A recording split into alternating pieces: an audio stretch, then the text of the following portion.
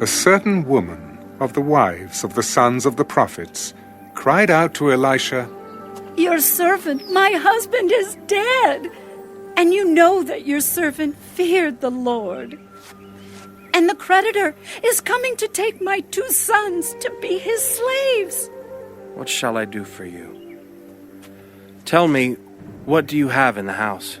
"Your maidservant has nothing in the house but a jar of oil." Go, borrow vessels from everywhere, from all your neighbors, empty vessels. Do not gather just a few. And when you have come in, you shall shut the door behind you and your sons. Then pour it into all those vessels and set aside the full ones.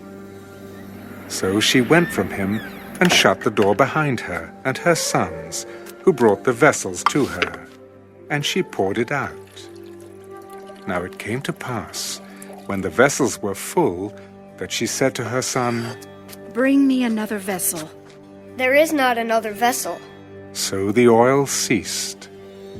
Then she came and told the man of God, and he said, Go, sell the oil and pay your debt, and you and your sons live on the rest.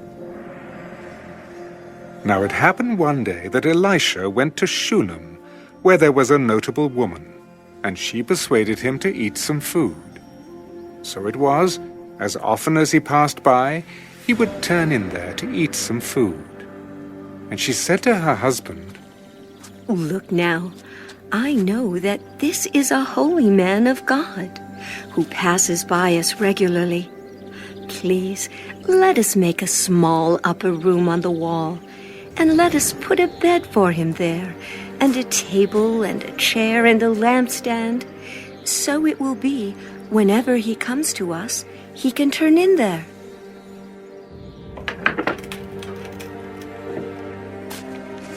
And it happened one day that he came there, and he turned into the upper room, and lay down there.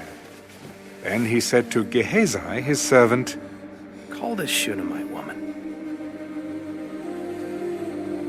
When he had called her, she stood before him.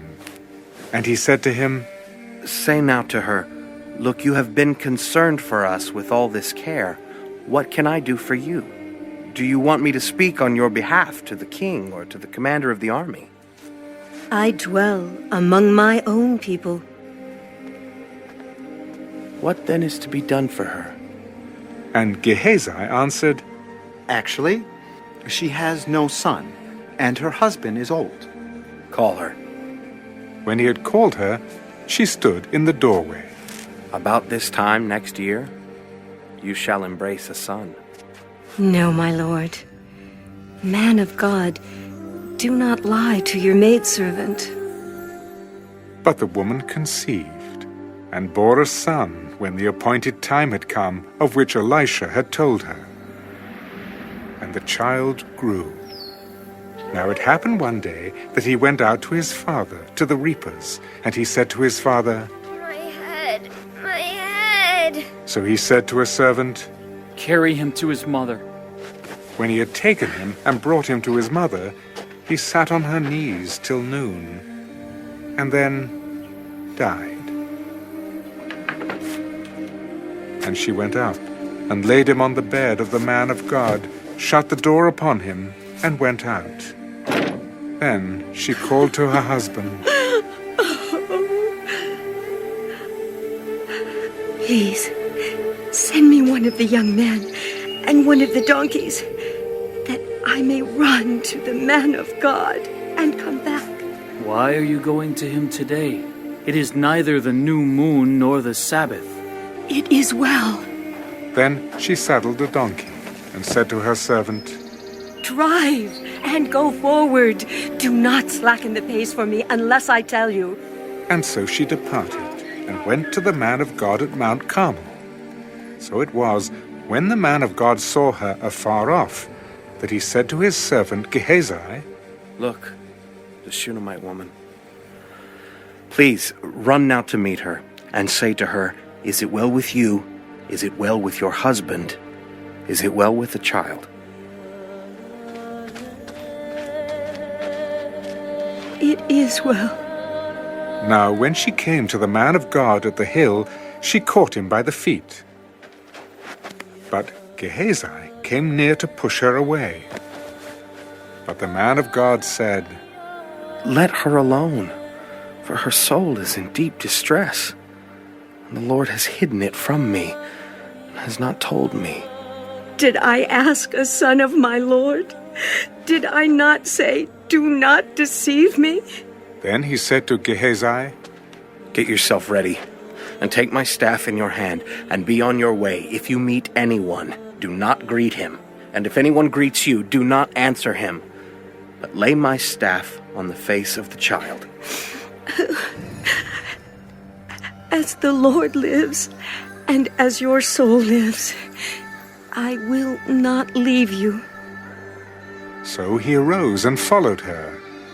Now Gehazi went on ahead of them, and laid the staff on the face of the child. But there was neither voice nor hearing. Therefore he went back to meet him, and told him, The child has not awakened. When Elisha came into the house, there was the child, lying dead on his bed. He went in therefore, shut the door behind the two of them, and prayed to the Lord. And he went up and lay on the child, and put his mouth on his mouth, his eyes on his eyes, and his hands on his hands. And he stretched himself out on the child. And the flesh of the child became warm. He returned and walked back and forth in the house, and again went up and stretched himself out on him. Then the child sneezed 7 times, and the child opened his eyes. And he called Gehazi. Call the Shunammite woman. So he called her. Pick up your son. So she went in, fell at his feet, and bowed to the ground. Then she picked up her son and went out. And Elisha returned to Gilgal. And there was a famine in the land. Now the sons of the prophets were sitting before him, and he said to his servant, Put on the large pot, and boil stew for the sons of the prophets.